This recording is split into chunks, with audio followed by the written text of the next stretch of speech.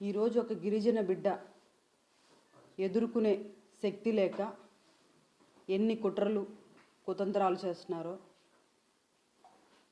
నిజంగా ఎంత బాధాకరం అంటే, నాకు కార్పొరేటర్లు మద్దతు ఇస్తున్నారని వాళ్ళని భయపెడుతూ బెదిరిస్తూ కేసులు పెడుతూ కనీసం మహిళా కార్పొరేటర్లను కూడా చూడకుండా వారి ఇళ్ళకెళ్ళి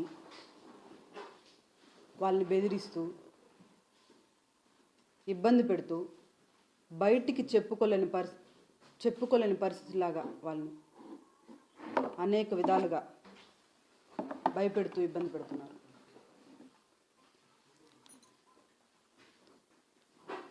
నాకు ఈ మేయర్ పదవి ఇచ్చినందుకు గాను జగన్మోహన్ రెడ్డి గారికి ఎప్పుడూ మేము రుణపడి ఉంటామని, అదేవిధంగా నాకు ఈరోజు ఇంత కష్టం వచ్చిందని గిరిజన దళిత నాయకులు నాకు అండగా నిలిచినందుకు వారందరికీ కూడా నేను రుణపడి ఉన్నానని తెలియచేసుకుంటూ, ఈరోజు నా మేయర్ పదవికి రాజీనామా చేస్తున్నాను.